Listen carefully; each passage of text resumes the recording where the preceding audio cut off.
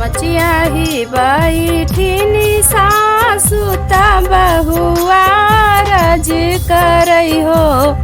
हे सासु बीती गए न 8वां महीनावा मोर 9वां लगी गए हो।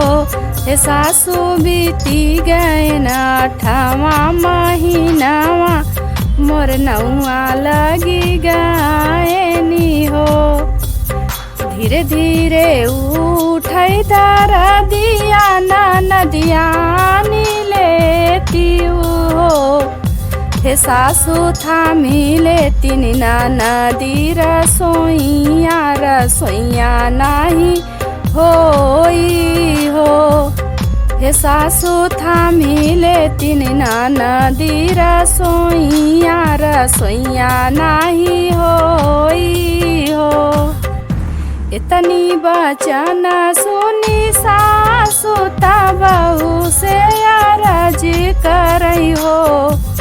हे बहू ससुरे कहानिया दराई तीनी राजा के दुलराई तीनी हो।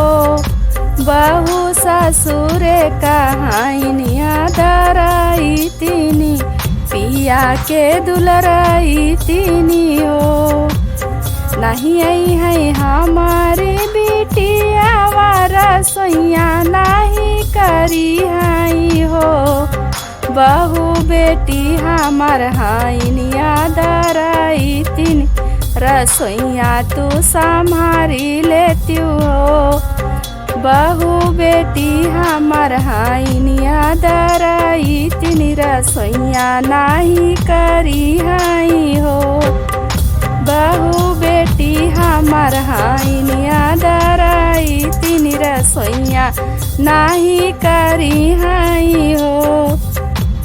एक गोड़ा धरनी ओ सर दूसर गोड़ा आंगने में हो।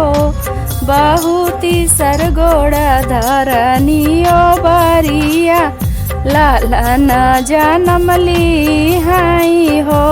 बहू तीसर गोड़ा धरनी ओ बरिया लालन जन्म ली हाई हो।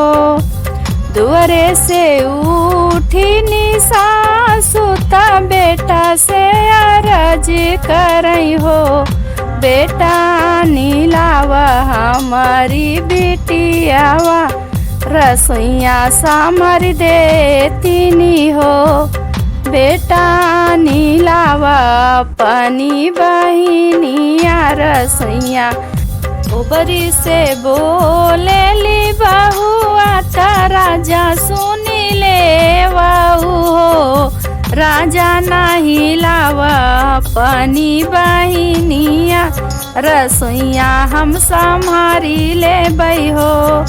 राजा नहीं लावा अपनी बहिनिया रसोइया हम संभारी ले बई हो। डेहरी से बोले ली सासु कुबूल करब बहुआ हो। बहू भूली जाती भोरही के बतिया बिटियवा आनी लेती हो।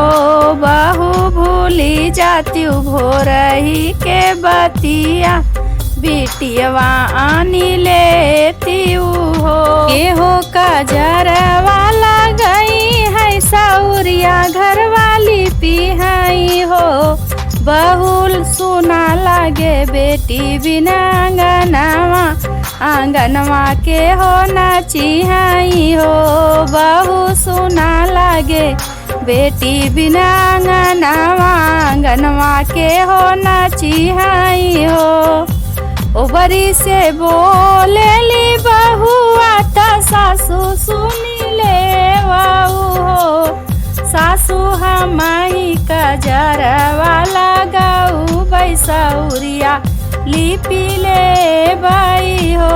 सासु हमाई कजरवा लगाऊ बैसौरिया लिपि ले बाई हो।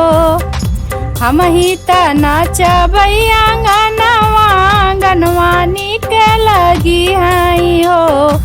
सासू नाही आईन ननदी गाड़े दिनवा मोर गाड़े दिनवा बीत गए हो। सासू नाही आईन ननदी गाड़े दिनवा मोर गाड़े दिनवा बीत गए हो। दुआरे से उठे निवरा जाता रानी से अरज करई हो। रानी राखी लेती हमारी जतिया बहनिया नहीं देती हो। रानी राखी लेती हमारी जतिया बहनिया नहीं जाई हो।